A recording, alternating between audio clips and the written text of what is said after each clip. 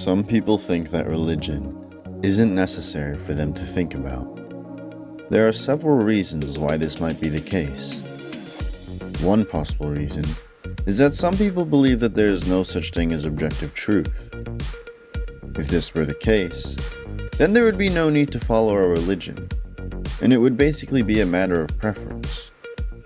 Others think that while it may be possible for a religion, or even multiple religions, to be true, whether or not this is actually the case is unknowable, so it is not worth spending time thinking about. Another reason is that some people think that all religions are false, meaning that none of them would be worth following. Finally, there are those who simply don't seem to care at all about whether any religion might be true or not, and therefore don't devote much time to thinking about any of them. In this video, I'll address all four of these viewpoints and explain why I don't believe any of them to be particularly compelling. First, let's start off with the viewpoint that there is no such thing as objective truth. As has already been stated, if this were to be the case, then there would be no need to follow any religion, as no one religion could be more correct than another. In fact, if there is no objective truth, then there is no need to do or not do anything at all, as no one can say what is right, wrong, good, bad, true, or untrue. Therefore, why do anything? Clearly, most people who believe that there is no objective truth still do things that bring them pleasure. This is because, even if you don't believe that objective truth exists, pleasure and pain are things that everyone wants to experience and avoid respectively. If this was not the case, then nobody would pursue anything that they wanted to do, yet they still do. But why is this relevant to religion? Most, if not all religions, make claims about pleasure and pain that can be experienced by people, both in this life and in any sort of life that might come after it. To someone who doesn't believe that objective truth exists, this might seem irrelevant, because they would have no way of determining which religion's claims were more correct or not, if the concept of being correct would even exist. However, saying that there is no such thing as objective truth isn't a good reason to simply ignore any warnings that may be given to people. For example, if someone were to warn you about going into a dangerous part of town, you wouldn't simply ignore this advice on the basis of there being no objective truth. Of course, you would still have the option to do so, but it wouldn't be a very wise thing to do, given that you still want to experience pleasure and avoid pain. The only reason you would have for ignoring this person's advice would be if you simply did not trust them. But in order not to trust them, you would still have to have a reason. It would not make sense to simply deny everyone's advice on the basis of there being no objective truth. Therefore, since religions can be seen as having given advice on how to experience pleasure and avoid pain, it would not make sense for one to simply ignore all of them on the basis of there being no objective truth. One should at least hear what they have to say, and then have a specific reason for not believing any of them. However, this then gets into the second viewpoint, which is that even if any religions could be true, we have no way of knowing if this is the case for any particular religion, and it is therefore pointless to think about. Even a person who doesn't believe in objective truth might eventually acknowledge that the advice of religion should not simply be discarded on the basis of objective truth not existing, but they would still be left with the problem of how to decide which advice should be listened to. Clearly, not all religions can be correct in the advice that they prescribe, because they provide information that contradicts each other.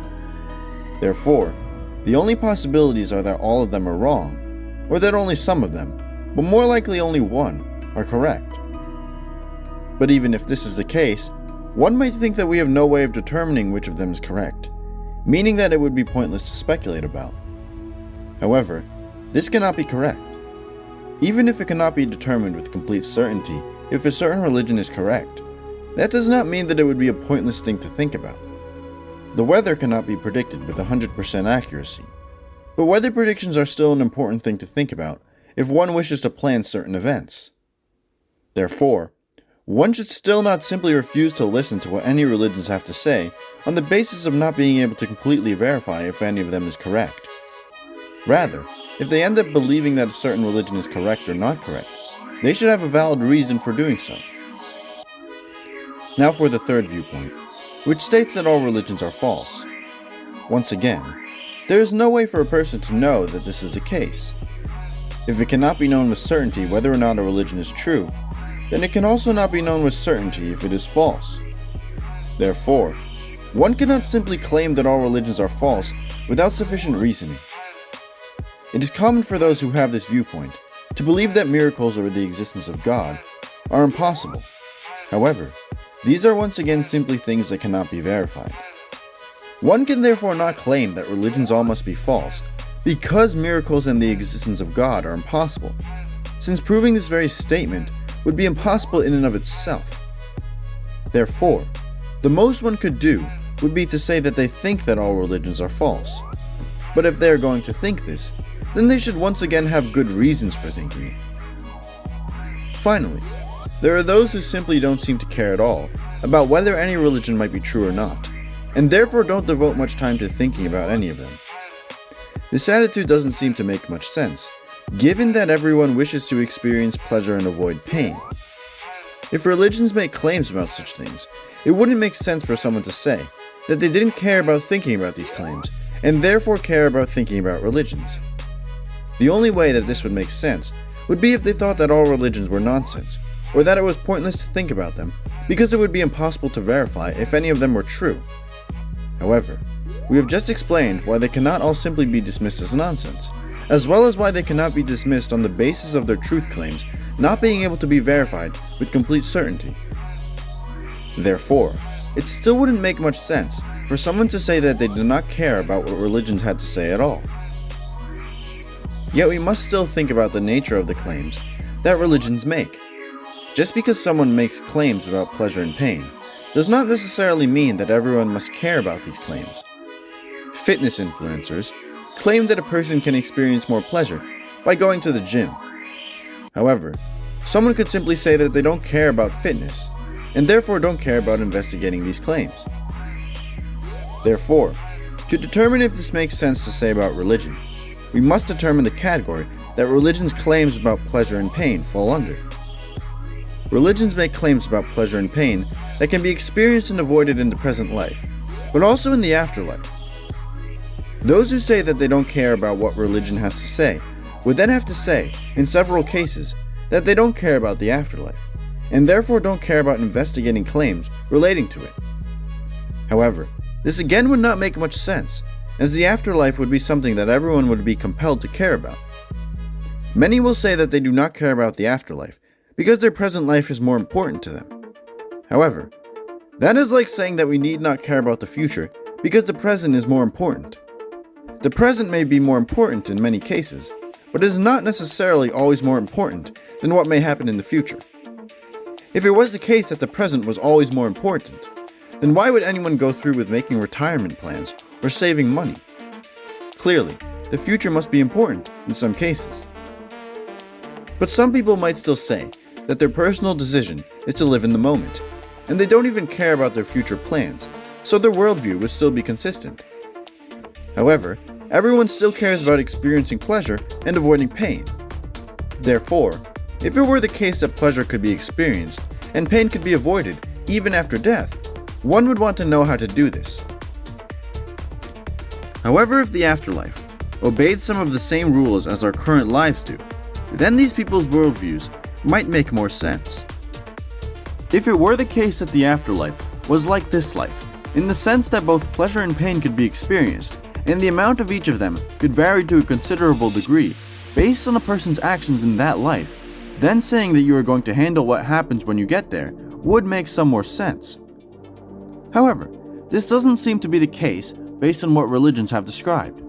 Some, if not most of them, seem to suggest that the amount of pleasure or pain one can experience in the afterlife is dependent on what they do in this life, and that certain ways of living could lead to a painful existence in the afterlife, one that cannot be changed easily, if at all.